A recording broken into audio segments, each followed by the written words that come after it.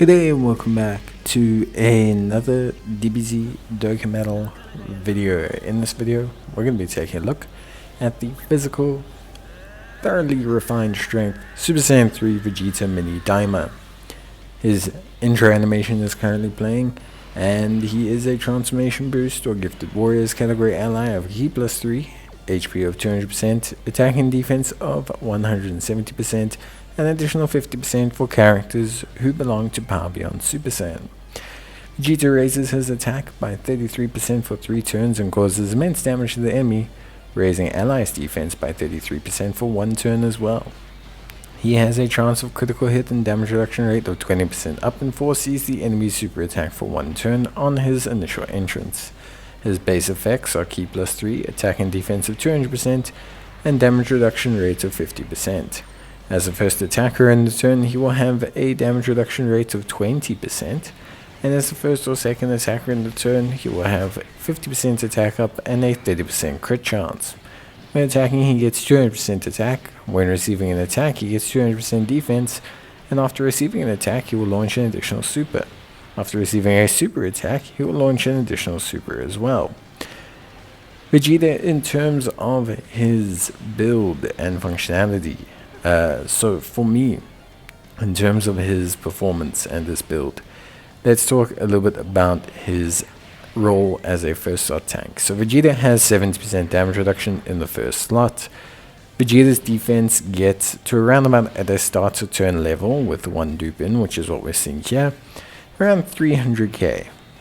Not bad. 300k doesn't sound like a lot, especially by today's standards, but 300k for Vegeta when he receives an attack becomes around about 900 or so.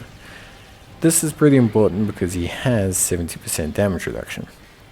This means Vegeta can tank supers roughly between 5.5 to 6 million. Obviously, there's a lot that goes into this. Are there extreme class enemies, super class enemies? What's the health pool of your team, etc.? But it's not like Vegeta isn't tanky. Vegeta is quite tanky. The issues I have with Vegeta is one of 2 things. Firstly, for me, so Vegeta's defense is largely based on how many supers he gets in the previous turn. Vegeta should consistently get 2 supers, but if you really want to see Vegeta tank, you're going to need him to get 3, even 4 supers. That will make him exponentially tanky. The issue I have with this is that one of his additional super attacks is locked behind being hit by a super. This isn't always guaranteed to happen, and so the issue with this is that it can end up locking behind Vegeta's defense quite a lot. If it had been, oh, he needs to get hit by a super once, and thus he'll have an additional super the rest of battle, that would have been pretty good. But the issue he has is that it's not the case. So if he had had that kind of setup, and that would make sense why he foresees enemy super attacks, it would mean you would use that moment to let Vegeta get hit, guaranteeing another super, giving him permanent 3 supers per turn, and that would have made him hugely tanky, amazingly tanky. Problem is the way he is right now, it's just not going to work out so consistently, and that makes his tanking fluctuate up and down. One thing it is though is because it's all damage reduction, Vegeta is pretty good against crit based enemies, and Vegeta also has some really good abilities alongside Super Saiyan 3 Goku. He tanks really well. That extra 10% in terms of damage reduction is really solid. So for me, I think overall it's really good. At least in terms of the general functionality. So yeah, all in all, I would say that for me, there's definitely a really good kind of consistency with Vegeta, and outside of those situations where he's going to take a couple of supers, I find that he works on a really good basis. Of course, there are some issues with Vegeta. His link set, not necessarily the best. Super Saiyan 3 link set. Wouldn't really recommend it. Feels a little bit off overall.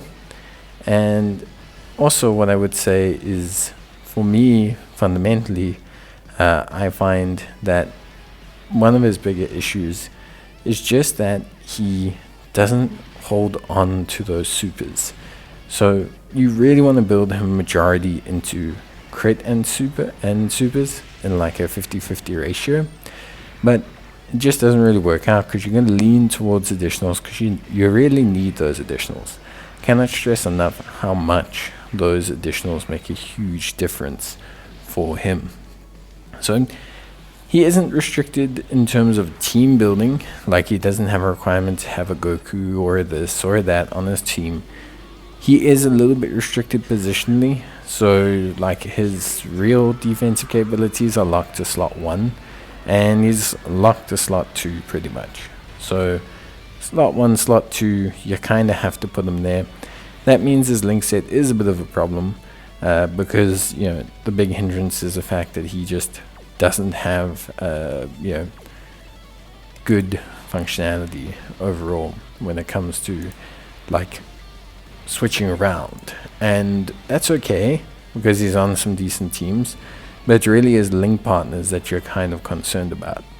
He has 4 links with the AGL Vegeta, the Goku or the Vegeta Goku unit, and that feels decent to me. But I would say right now, obviously he shares links with that Goku Daima. When the Daima team is maybe kicked off and has maybe 1 or 2 more supports, or a better linking partner for him, I think he'll be great.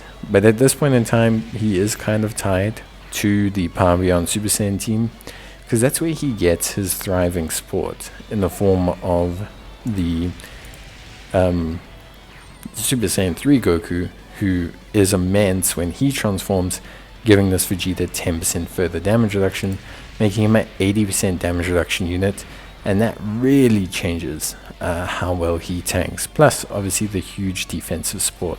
But that's it from me. Bye.